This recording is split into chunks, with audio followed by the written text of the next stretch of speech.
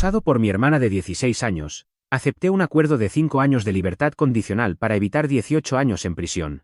10 años después, su esposo descubrió la verdad.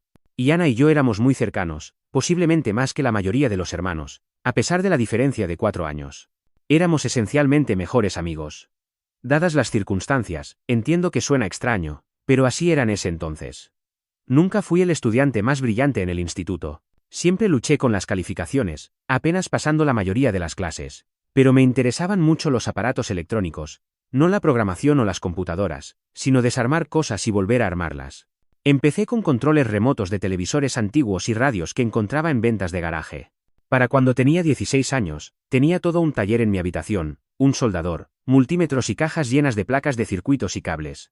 Mis padres pensaban que era extraño, especialmente porque pasaba horas encerrado con la puerta cerrada. Sí, eso es importante más adelante. Pero Ana lo entendía. Tenía 10 años cuando empecé a tomármelo en serio, y ella pasaba horas en mi habitación viéndome trabajar. Me hacía preguntas sobre para qué servía cada pieza, por qué conectaba ciertos cables y cosas así. A veces me ayudaba a organizar las piezas o las sostenía mientras yo soldaba. Era algo nuestro, ¿entiendes? Sin embargo, nuestros padres sí jugaban a tener favoritos. Y Ana era la estudiante ideal, notas perfectas, equipo de gimnasia, consejo estudiantil, el paquete completo. Mientras tanto, yo apenas pasaba las clases y pasaba todo mi tiempo o en mi habitación con los aparatos electrónicos o en el parque de skate. Pero Ana siempre me apoyaba.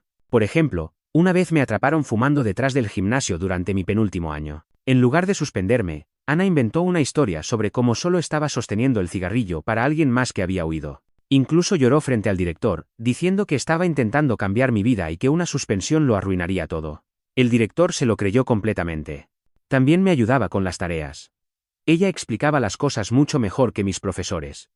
Desglosaba los problemas de matemáticas de una manera que me hacía sentido. Probablemente fue la única razón por la que terminé la secundaria, para ser honesto. Yo también cuidaba de ella. Como hermano mayor, era bastante protector. Mirando hacia atrás, me pregunto si fui demasiado protector. Cualquier chico que mostrara interés en ella tenía que vérselas conmigo primero. No intentaba ser grosero, solo no quería que cualquier tipo molestara a mi hermanita. Y Ana nunca me juzgó por meterme en problemas, salir hasta tarde o andar con la gente equivocada. Ella me cubría con nuestros padres, inventando excusas cuando no respetaba el toque de queda. Cuando llegaba a casa a las 3 de la mañana, ella estaba esperándome en el porche solo para asegurarse de que llegara bien. Mirando hacia atrás, tal vez éramos demasiado cercanos. Tal vez por eso la gente estuvo tan dispuesta a creer lo que ella dijo después. Sin embargo, en ese momento parecía natural. Era mi hermana, mi mejor amiga y la única persona que realmente me entendía. Nuestros padres intentaron que me interesara en cosas normales. Me inscribían en equipos deportivos y grupos extracurriculares, pero siempre volvía a mis aparatos electrónicos. Pensaban que estaba perdiendo el tiempo, pero Ana me defendía. Es bueno en eso, decía, déjenlo hacer lo que ama. Esa es la Ana que trato de recordar. La hermanita que creía en mí incluso cuando nadie más lo hacía. Era la que me traía bocadillos mientras trabajaba en mis proyectos, la que me defendía frente a nuestros padres y la que confiaba lo suficiente en mí como para contarme sus problemas. Esto es más difícil de escribir de lo que esperaba. Cuando todo empezó a desmoronarse, yo tenía 18 años, recién graduado de la secundaria, y Ana tenía 16 años y empezaba a atraer la atención de chicos en el instituto. Siendo el hermano sobreprotector que era, hacía lo que cualquier hermano mayor haría, los espantaba. No golpeaba a nadie, solo quería que supieran que estaba vigilando. Había un chico, Diego, que era especialmente insistente, un estudiante de último año que conducía un buen auto que sus padres le habían comprado. Comportamiento típico de chico rico. Lo encontré intentando convencer a Ana de saltarse clases con él un día. Definitivamente no debía haberlo empujado contra su auto, pero él tenía 18 años y estaba intentando convencer a mi hermana de 16 años de faltar a clases. ¿Qué hermano no se enojaría? Ahí fue cuando empezaron los rumores. Al principio, solo eran susurros, gente en el instituto de Ana comentando lo raro que era que yo fuera tan protector. Luego las cosas empeoraron. Alguien empezó a explicar que la razón por la que no quería que otros chicos se acercaran a Ana era porque la quería para mí. Recuerdo el momento exacto en que sentí que algo estaba realmente mal. Era un martes después del instituto. Normalmente, Ana venía a mi habitación y pasaba el rato mientras yo trabajaba en mis proyectos, pero esta vez fue directo a su habitación. Toqué su puerta para ver cómo estaba y me dijo que me fuera. Más tarde esa noche, la encontré llorando en la cocina. Cuando intenté abrazarla, como siempre hacía cuando estaba molesta, se apartó, literalmente se estremeció. Eso nunca había pasado antes. Murmuró algo sobre estar cansada y volvió a su habitación. Los días siguientes fueron extraños. Dejó de ir a mi habitación y apenas me hablaba. Realmente, asumí que solo estaba pasando por una fase adolescente o algo por el estilo. Debería haberlo sabido mejor. Entonces, una mañana, estaba trabajando en una radio antigua que había encontrado cuando escuché que alguien tocaba la puerta principal. No era un toque cualquiera, sino el tipo fuerte y oficial que te hace sentir un nudo en el estómago. 2 policías y una mujer con traje estaban allí. Cuando mi padre abrió la puerta, pidieron hablar con él en privado primero. Los escuché hablando en la cocina, pero no podía entender lo que decían. Luego mi padre me llamó. Nunca olvidaré la expresión en su rostro, como si estuviera mirando a un extraño. La mujer con traje se presentó como representante de Servicios de Protección Infantil, CPS, y dijo que necesitaban hacerme algunas preguntas sobre mi relación con Ana. Ana había ido con su consejera escolar y les dijo que yo la había estado tocando de manera inapropiada. Dijo que por eso siempre estaba en mi habitación con la puerta cerrada, que la obligaba a entrar y, bueno, puedes imaginarte el resto. Dijo que la había amenazado con hacerle daño si le contaba a alguien. Y dijo que por eso era tan agresivo con los chicos que mostraban interés en ella. Incluso dijo que usaba los aparatos electrónicos como una fachada, que los cables y las bridas en mi habitación eran para otras cosas. Mi padre no cuestionó nada. Solo estaba allí asintiendo mientras hablaban, como si todo tuviera sentido para él. Todas esas horas en mi habitación. La puerta cerrada y mi actitud protectora hacia Ana se sumaron a algo desagradable en su mente. Intenté explicarme, mostrándoles mis proyectos, la radio a medio reparar en mi escritorio, las cajas de placas de circuitos y electrónicos obsoletos. Intenté explicar cómo Ana solía sentarse y verme trabajar y cómo me ayudaba a organizar piezas. Pero ya habían tomado una decisión. La oficial de CPS seguía haciendo preguntas capciosas como, ¿hacías que Ana se sintiera especial al dejarla ayudarte? ¿Le decías que era diferente a las otras chicas? Todo lo que decía solo hacía que sonara peor. Cuando preguntaron por el incidente con Diego, Ana también lo había tergiversado. Dijo que estaba celoso porque ella empezaba a interesarse en otros chicos y que no podía soportar que madurara y tuviera relaciones normales porque eso significaría perder el control sobre ella. ¿Lo peor? Ella dio un gran discurso sobre cómo me había vuelto más agresivo recientemente porque ella se estaba alejando. Dijo que le dije que me estaba traicionando al hablar con otros chicos. Nada de eso era cierto, pero la forma en que lo describió casi me hizo creerlo. Y entonces perdí los estribos frente a todos. Ana, ¿qué demonios estás diciendo? Mi voz se quebró. No porque estuviera enojado, sino porque no podía creerlo. Ella no me miraba. Ana, mírame. Mantuvo la mirada fija en el suelo, con los brazos cruzados sobre sí misma como si fuera algo frágil y pequeño que necesitaba protección. Ese pequeño gesto solo me enfureció más. ¿Sabes que esto no es cierto? ¿Lo sabes? Me volví hacia nuestro padre, desesperado. Papá, por favor, me conoces. Nunca lo haría. Su voz era baja y firme, pero su expresión nunca lo había visto mirarme así antes. No decepcionado, no enojado, simplemente terminado. Ni siquiera quieres escucharme. Di un paso hacia adelante, pero él levantó la mano como si yo fuera una amenaza. Ana se estremeció. Se estremeció. Ahí fue cuando lo supe. No puedes creer esto en serio. Mi voz se suavizó. Inmediatamente perdí todo mi espíritu de lucha. Miré a Ana otra vez, realmente la miré. Todavía se negaba a encontrar mi mirada. Murmuré, ¿por qué haces esto? Finalmente levantó la vista. Por un breve momento, pareció que iba a decir algo, tal vez incluso retractarse de sus declaraciones. Pero luego miró a papá, a la señora de CPS y a los policías en nuestra sala. Y fue entonces cuando redobló la apuesta, con los ojos llenos de lágrimas. Tomó una respiración nerviosa y murmuró, lo siento, Carlos, y de repente, lo entendí. No iba a retractarse porque ya era demasiado tarde. Estaba demasiado metida y tenía miedo de las consecuencias. Me reí, realmente me reí. Vaya, dije. ¿Realmente estás haciendo esto? ¿Realmente lo estás haciendo? Ana se abrazó más fuerte a sí misma. Simplemente no pude contenerme más. Papá apretó la mandíbula. Toma tus cosas. Vamos a la estación. Y eso fue todo. No hubo juicio, no hubo evidencia, no hubo preguntas serias. Mi padre me llevó a la comisaría en silencio, como si ya estuviera culpable, un extraño y no su hijo. De camino a la comisaría, todo lo que podía pensar era cómo hicieron que todo encajara. El hermano mayor solitario que pasaba todo el día solo en su habitación. El pasatiempo extraño con todas las herramientas y cables, la actitud protectora. Una relación cercana que de repente se deterioró. Vieron exactamente lo que querían ver. La sala de entrevistas de la comisaría parecía sacada de una película. Me dejaron sentado allí durante lo que parecieron horas antes de que llegaran 2 detectives. Rivers, el detective hombre, jugó al policía bueno diciendo cosas como solo queremos entender qué pasó, Carlos. Ayúdanos a ayudarte. La detective mujer, no recuerdo su nombre, se sentaba allí tomando notas y lanzándome miradas sucias. Rivers empezó a indagar sobre mi pasatiempo con los electrónicos. Cuéntame sobre las cosas que construyes, preguntó, intentando sonar interesado.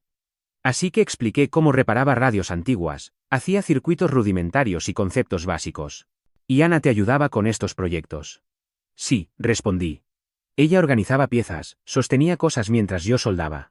Le gustaba aprender sobre eso. La detective mujer interrumpió. Entonces, la tenías sola en tu habitación, con la puerta cerrada, manejando tu equipo. Ahí fue cuando me di cuenta de cómo estaban distorsionando todo. Todo lo normal ahora sonaba raro. Seguían insistiendo en lo de la puerta cerrada. La cerraba porque tenía herramientas caras, intenté explicar. Papá tomaba cosas prestadas y no las devolvía. O tal vez, respondió Rivers, con la voz más dura. La cerrabas por otras razones. Tenían un archivo entero de pruebas y declaraciones sobre cómo comencé a abusar de ella cuando tenía 12 años, justo cuando se interesó en mis proyectos. Cómo usé los electrónicos para aislarla, hacerla sentir especial al enseñarle cosas que nadie más sabía. Eso es una locura, dije, es mi hermana. Le enseñaba porque estaba interesada. La detective se inclinó hacia adelante. Interesada en los electrónicos o con miedo de lo que pasaría si no lo estaba. Luego mencionaron el incidente con Diego. Pero en su versión, lo ataqué porque me la estaba robando. Tenían testimonios de otros estudiantes del instituto sobre lo protector que era y cómo espantaba a cualquiera que se le acercara. Rivers sacó fotos de mi habitación de esa mañana. La hicieron parecer una celda de tortura. Primeros planos de mis herramientas, cables y las bridas que usaba para organizar cables. Incluso mis notas de proyectos parecían amenazantes en las fotos. Tu padre dice que pasabas horas solo con Ana en esta habitación, comentó Rivers. ¿Quieres contarnos qué pasaba realmente ahí? Perdí los estribos. Empecé a despotricar sobre cómo hacían que las interacciones normales entre hermanos sonaran obscenas. Fue un mal movimiento. Rivers solo asintió como si hubiera confirmado algo. Reacción defensiva clásica, le dijo a su compañera. Luego sacaron a relucir mis calificaciones, mi falta de amigos y las horas que pasaba solo en mi habitación. Crearon un perfil completo de un hombre aislado e inestable obsesionado con su hermana. No solo estaban investigando, estaban construyendo un caso. Y cuanto más lo negaba, más culpable parecía. Mi abogada, si se le puede llamar así, apenas luchó. Tenemos que considerar un acuerdo, dijo, como si fuera mi única opción. Si esto va a juicio, podrías enfrentar 18 años en prisión. Después de horas de esto, Rivers finalmente dijo, mira, Carlos, este es el trato. Tenemos suficiente para cargos graves. Pero si cooperas, admites lo que pasó y muestras remordimiento, podemos ayudarte. No hice nada malo, repetí, quizás por centésima vez. Entonces explica por qué Ana inventaría esto. No pude, porque no tenía sentido. Mi hermana, a la que había protegido y cuidado, que solía esperarme hasta que llegara a casa sano y salvo. ¿Por qué haría eso? La siguiente parte es algo borrosa. Hubo conversaciones con abogados. Mis padres contrataron uno para Ana. Pero me dijeron que necesitaba conseguir el mío propio. La abogada pública que me asignaron apenas había salido de la escuela de leyes y ya estaba convencida de que era culpable. Me explicó mis opciones. Podía pelear, pero dejó claro que ganar era improbable. Los jurados creen a las víctimas, dijo claramente. Y Ana es joven, emocional y convincente. Describió la realidad. Si iba a juicio, enfrentaba hasta 18 años en prisión. El acuerdo policial era indulgente, 5 años de libertad condicional. Registro de por vida y nada de cárcel. Si llevas esto a juicio y pierdes, advirtió la abogada, no tendrás otra oportunidad. Mis propios padres ni siquiera estaban de mi lado. Papá solo negó con la cabeza. No hagas que tu hermana pase por un juicio, dijo. Solo toma el acuerdo. Pero soy inocente, respondí. Todos dicen eso, dijo ella, sin levantar la vista de sus papeles.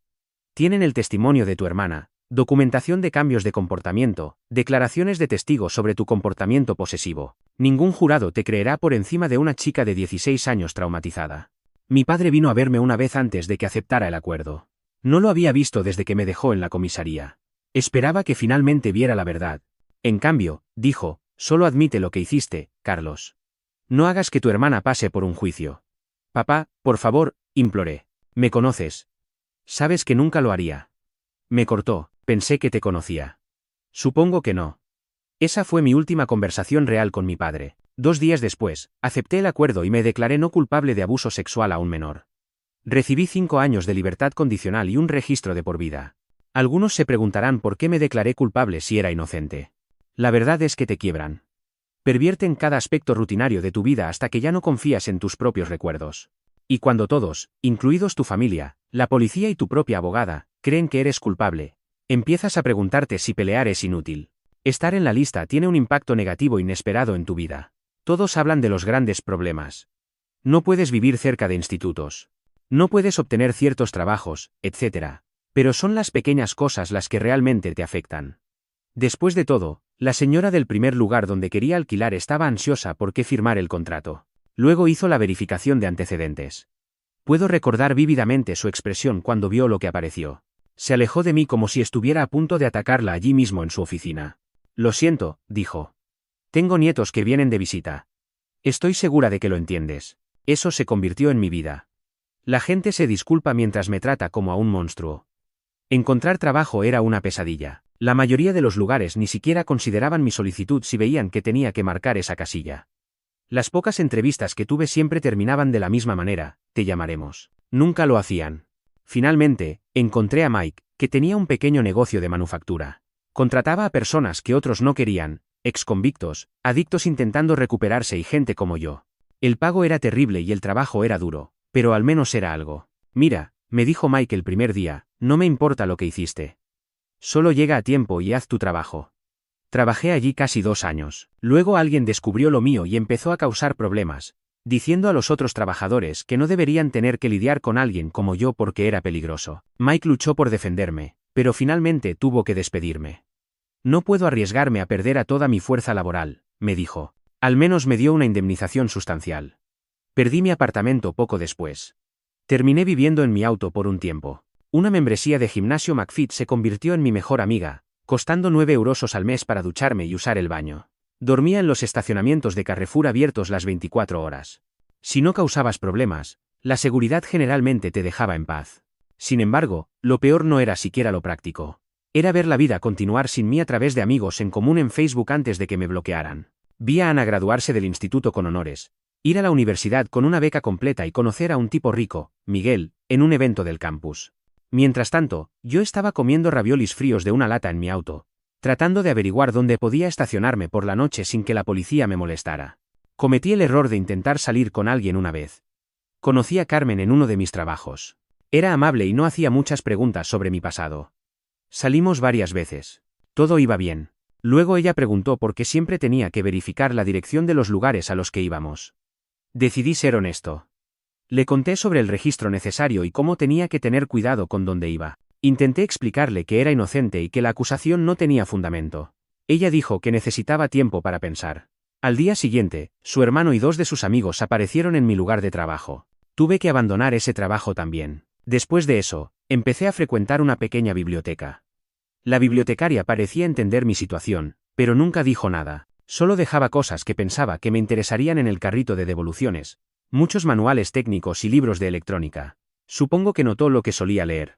Un día, me encontró mirando cursos en línea, se sentó y me ayudó a encontrar algunos gratuitos para tomar. La educación es el derecho de todos, dijo. Fue la primera persona en años que me trató con dignidad.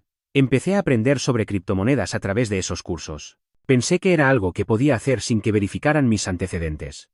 Resultó que tenía talento para entender el lado técnico de las cosas.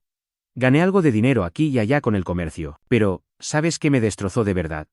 Ver comentarios en las redes sociales de Ana, toda esa gente alabando lo valiente que era, lo increíble que era que hubiera superado su trauma y logrado el éxito. Incluso escribió un artículo con tema de sobreviviente para el periódico de su campus. La gente la llamó inspiración. Mientras tanto, yo apenas sobrevivía. ¿No es curioso cómo funciona eso? Consideré intentar limpiar mi nombre, pero, ¿quién me creería?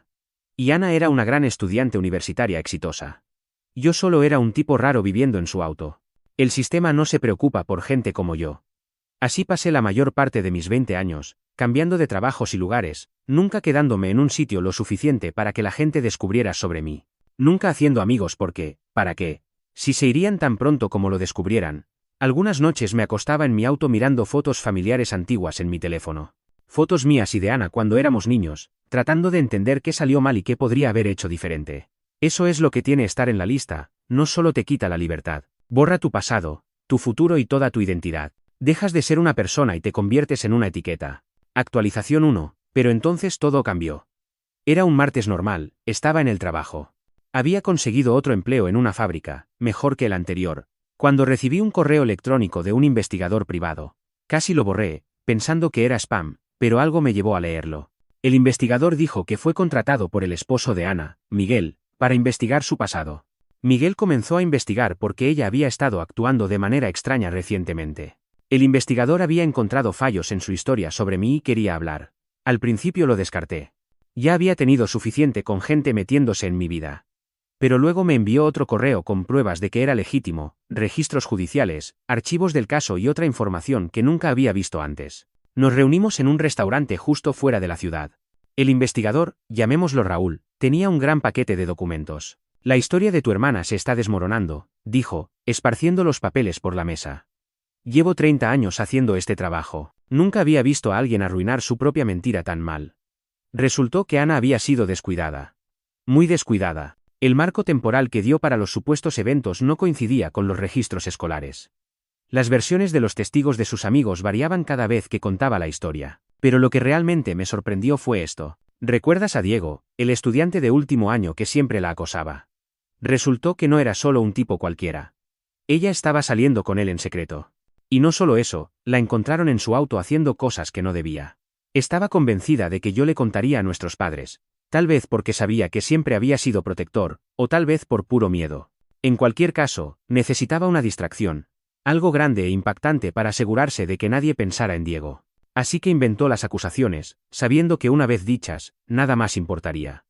Raúl tenía copias de mensajes de texto entre Ana y sus amigos de esa época, que ella pensó que habían sido destruidos. En esos mensajes, ella realmente planeó todo. Hablaban de cómo necesitaba una opción nuclear para mantenerme callado. No esperaba que las cosas llegaran tan lejos. Raúl me dijo, al leer estos mensajes, parece que pensó que solo te enviarían a vivir con familiares o algo por el estilo. Cuando tu papá fue con todo, ella tuvo demasiado miedo para retractarse. Me senté allí leyendo todo, viendo la verificación de lo que ya sabía. Raúl siguió hablando. Miguel me contrató porque ella ha estado actuando raro últimamente, bebiendo demasiado, poniéndose paranoica. La encontró llorando por fotos familiares antiguas una noche. Cuando le preguntó por ti, ella se cerró por completo. Ahí fue cuando me llamó. Raúl me entregó un último documento, la confesión firmada de Ana. Miguel la enfrentó con todas las pruebas y ella se derrumbó y le contó todo. Necesito que entiendas algo, dijo Raúl. Esto no va a arreglar todo mágicamente. El sistema legal no gusta de admitir que se equivocó, pero es un comienzo. Me dejó con copias de todo. Pasé toda la noche leyendo, desde los mensajes donde planeó todo hasta la confesión donde finalmente reveló la verdad. Incluso descubrí algunas publicaciones que hizo en un sitio sobre cómo hacer que las acusaciones de abuso fueran más creíbles. Al día siguiente, contacté a un abogado. Esta vez, conseguí uno de verdad, no un abogado público sobrecargado que ya había decidido que era culpable. Solicitamos un alivio posterior a la condena basado en nuevas pruebas. Mi abogado argumentó que la confesión de Ana junto con las anomalías que Raúl descubrió eran suficientes para anular mi condena y sacarme del registro. Después de meses de procedimientos, un tribunal falló a mi favor. Mi historial quedó limpio. Debería haberme sentido aliviado. Debería haber sentido algo, pero todo lo que podía pensar era cuánto tiempo había tomado y cuánto había sacrificado en el proceso. Una semana después, llegó un sobre a mi buzón. No tenía dirección de remitente, pero sabía quién lo envió antes de abrirlo, mis padres, mi primer contacto en 10 años. Mis manos temblaban mientras lo abrí. No por emoción, sino por pura incredulidad.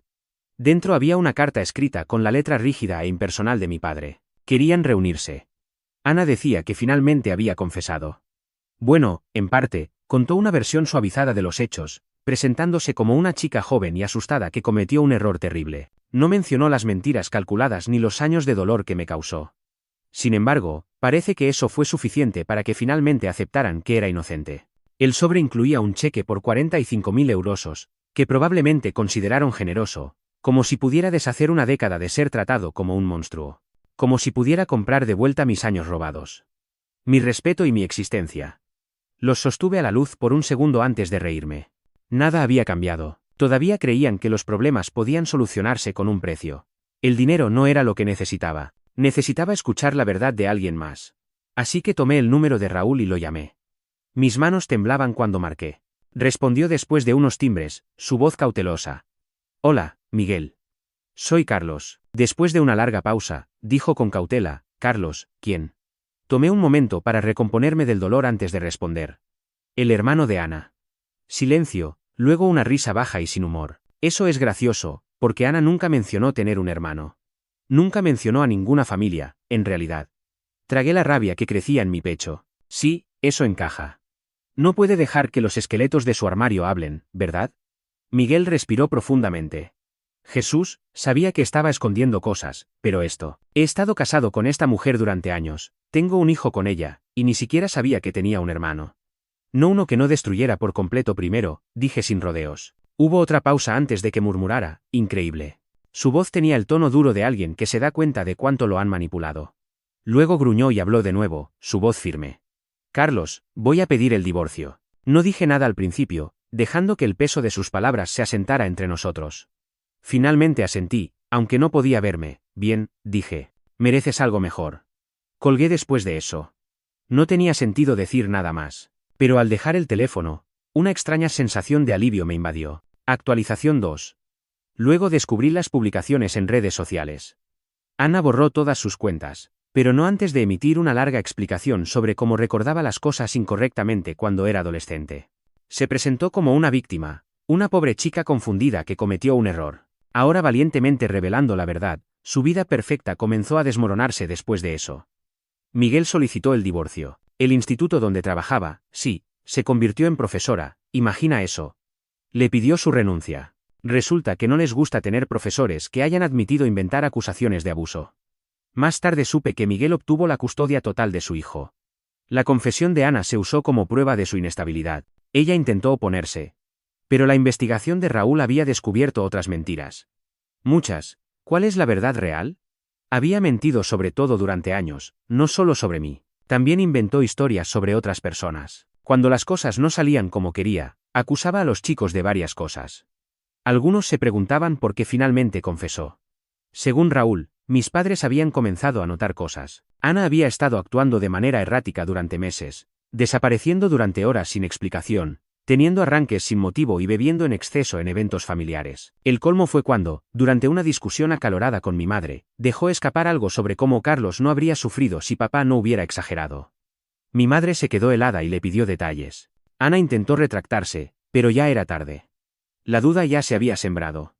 Mi padre, siempre la figura controladora, comenzó a investigar. Contactó a personas del pasado de Ana, incluidos sus antiguos amigos del instituto, y con eso, los agujeros en su historia comenzaron a aparecer. Ana ya estaba en una espiral descendente, intentando mantener una mentira que se deshacía rápidamente. Así que, cuando Miguel la enfrentó con las pruebas, los mensajes, las contradicciones, las pruebas que ella pensó que habían desaparecido, se derrumbó. Y luego sonó mi teléfono. Era mi mamá, su voz era débil, como si hubiera estado llorando durante horas. Carlos, por favor, necesitamos hablar. Casi colgué ahí mismo, pero algo en su tono me mantuvo en la línea. Empezó a hablar de Ana y cómo finalmente les había contado su versión de la historia. Reconoció que había cometido errores, pero estaba joven, asustada y confundida. No es la misma persona ahora, afirmó mi madre. Está rota, Carlos, llora todos los días. Sabe que arruinó tu vida y apenas puede vivir consigo misma. Luego realmente preguntaron, ¿no puedes simplemente perdonarla? Esto hizo que mi sangre hirviera. Perdonar, como si hubiera pedido prestado y destrozado mi auto, como si me hubiera robado dinero, como si no hubiera destruido toda mi existencia, dejándome en ruinas mientras ella seguía adelante y jugaba a ser la víctima durante años. No entiendes, continuó mi madre. Ella también está sufriendo ahora. Fue entonces cuando decidí encontrarme con ellos. No para cerrar heridas, no para reparar un lazo familiar roto. Quería que entendieran exactamente lo que me hicieron. Bien, dije, reunámonos. Pero ya sabía cómo terminaría esto. Nos encontramos en un restaurante a mitad de camino entre nuestras ciudades. Mamá empezó a llorar en el momento en que me vio. Papá solo estaba sentado allí, viéndose viejo y roto. Tal vez descubrir que tu hija prodigio es una mentirosa te hace eso. Mamá intentó abrazarme. Di un paso atrás. Solo sentémonos, dije. Habían preparado un discurso sobre cuánto lo sentían, cómo debieron confiar en mí, cómo querían reconstruir nuestra familia. Papá incluso sacó su chequera otra vez, como si tirar dinero al problema lo resolviera todo. Guarda eso, le dije. No vine por tu dinero. Mamá seguía diciendo cosas como solo intentábamos proteger a tu hermana y hicimos lo que pensamos que era correcto en ese momento, poniendo excusas como siempre. Los dejé hablar hasta cansarse. Luego saqué el paquete de documentos que Raúl me dio y comencé a leer en voz alta los mensajes de Ana, los que planeaban todo el asunto. Vi sus rostros mientras entendían cuán gravemente su preciosa hija los había engañado. Estaba asustada, intentó justificar mamá. Solo era una niña, yo apenas era adulto, dije. ¿Dónde estaba mi protección? ¿Dónde estaba mi beneficio de la duda? Papá lo intentó de nuevo. Sabemos que la regamos. Queremos hacer las cosas bien. ¿Hacerlas bien? Me reí. ¿Quieres hacerlas bien? Puedes devolverme mis 20 años. Puedes deshacer el registro, los trabajos que perdí, la gente que me trató como basura. Solo se quedaron allí, quedándose sin excusas. Les conté todo, sobrevivir en mi auto, ducharme en gimnasio McFit, comer comida fría porque no podía pagar una casa con cocina. Les mostré las cicatrices en mi muñeca de mi punto más bajo. Mamá vomitó en el baño del restaurante. Por primera vez en años, mis padres se vieron obligados a enfrentar la verdad. La evidencia innegable de que habían descartado a su propio hijo sin dudarlo, que su hija prodigio no era nada de eso. Los vi sentarse en un silencio horrorizado, su mundo entero colapsando en tiempo real. Ustedes hicieron esto, dije con voz firme, lo permitieron. Mi padre parecía querer discutir, justificarse. Por una vez, no lo hizo. Solo miró la mesa, con la mandíbula apretada. Mamá, por otro lado, seguía intentando. Carlos, nosotros, solo intentábamos protegerla. Pensamos que hacíamos lo correcto. Me recosté y respiré lentamente. ¿Sabes cuál es la peor parte? Lo entiendo, de verdad. Si realmente fuera un monstruo, habrían hecho lo que cualquier padre decente debería hacer. Pero nunca me dieron una oportunidad. Ni una vez. Decidieron que era culpable porque era más fácil que cuestionar a Ana. Y me dejaron pudrirme por eso. Las lágrimas corrían por su rostro. Estábamos equivocados, murmuró. Estábamos tan equivocados. Dejé que eso se asentara por un momento porque sí, estaban equivocados. Más que equivocados. Pero nada de lo que dijeran podía restaurar lo que había perdido. Pasé 10 años de mi vida como nada más que una etiqueta. Mamá estiró la mano por la mesa, temblando. Por favor, Carlos. No podemos cambiar el pasado, pero seguimos siendo tus padres. Podemos al menos intentar arreglar esto. Retiré mi mano antes de que pudiera tocarme. Arreglarlo, me burlé. Dime, mamá, ¿cómo exactamente arreglas 10 años? Abrió la boca, pero no salieron palabras. Papá finalmente habló. Tienes todo el derecho de odiarnos, dijo con voz ronca, pero seguimos siendo tu familia. Negué con la cabeza. No, dejaron de ser mi familia en el momento en que decidieron que no valía la pena pelear por mí. Un silencio pesado cayó entre nosotros. Esperaban rabia, tal vez incluso gritos, pero yo estaba más allá de eso. No necesitaba gritar. Estaban ahogándose en su propia vergüenza sin que yo dijera nada. Entonces mamá jugó su última carta. Ana también está sufriendo. Carlos, la miré fijamente. Por supuesto que diría eso. Lo perdió todo, añadió. Su matrimonio, su carrera, sus amigos. Se lo merecía, dije, con la voz fría. Mamá retrocedió como si la hubiera golpeado. Ella tomó una decisión, murmuré, con la mirada fija en ambos. Mintió y yo pagué las consecuencias. Pero ustedes, miré directamente a mi padre, que se estremeció bajo mi mirada, ustedes también tomaron una decisión. La creyeron sin pensarlo 2 veces. Dejaron que me llevaran sin dudar. Papá cerró los ojos por un momento, como intentando filtrar la verdad. La voz de mamá apenas superó un susurro. Ya no es la misma persona. Di una risa seca. Yo tampoco. ¿No era esa la verdadera tragedia? El chico que conocían, el que pasaba horas en su habitación arreglando radios y haría cualquier cosa por su hermana menor, ya no estaba. Lo habían enterrado una década antes cuando dejaron que la policía me llevara. Tomé el cheque que mi padre había puesto en la mesa antes, 45.000 euros, una cantidad que probablemente inventaron, creyendo que el dinero podía deshacer sus acciones. Lo miré por un segundo antes de romperlo por la mitad. No necesito su dinero, dije. No necesito nada de ustedes. Mamá empezó a sollozar. Papá no dijo nada. Solo estaba sentado allí como un hombre que se dio cuenta de que había perdido algo que nunca podría recuperar. Me levanté. Tomaron su decisión, dije con calma. Ahora tienen que vivir con ella. Me fui sin mirar atrás. No sentí nada cuando salí de ese restaurante. No había sensación de logro, ni alivio del peso en mis hombros, solo nada. Y tal vez eso fue el verdadero cierre. Unas semanas después, recibí una carta por correo. No había dirección de remitente, pero sabía quién la envió antes de abrirla. Era de Ana. Miré el correo por un largo rato antes de abrirlo. La carta dentro era corta. No espero que me perdones. Solo quería decir que lo siento. Eso fue todo. Sin excusas. Sin explicaciones. Solo eso. La sostuve por un segundo antes de dejarla. Nunca respondí. Sí, la vida no se volvió mágicamente perfecta después de eso. Las cicatrices de esos 10 años nunca desaparecerán completamente, pero algo había cambiado dentro de mí. Por primera vez en una década, podía caminar con la cabeza en alto. Con mi historial limpio, las puertas que una vez estuvieron cerradas comenzaron a abrirse. Me mudé a Valencia, lejos de todos los fantasmas del pasado. Construí mi negocio de reparación de electrónicos desde cero, esta vez sin tener que esconder quién era. Los primeros clientes vinieron de boca en boca. Mi trabajo hablaba por sí mismo. Cada radio que reparaba, cada circuito que soldaba, era una pequeña victoria contra todo lo que había tratado de destruirme. Conocí a Elena en una cafetería cerca de mi taller. Era ingeniera, y cuando vio que estaba leyendo un manual de electrónica, comenzamos a hablar. Por primera vez en años, pude contar mi historia completa a alguien sin miedo. Ella no me juzgó. Solo escuchó. Mis padres intentaron contactarme varias veces más. Cartas, llamadas, incluso aparecieron en mi taller una vez. Pero yo había aprendido algo valioso. El perdón no significa olvidar, y la familia no es solo la sangre, sino quienes eligen quedarse cuando todo se desmorona. Ana perdió la custodia de su hijo completamente. Su ex esposo Miguel se aseguró de que el niño supiera la verdad cuando fuera mayor. No sentí satisfacción por eso, solo una extraña sensación de que el universo había encontrado su equilibrio.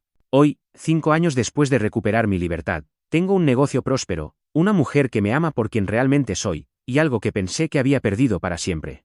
Paz mental. A veces, cuando trabajo en mi taller por las noches, recuerdo a ese chico de 18 años que solo quería arreglar radios y proteger a su hermana.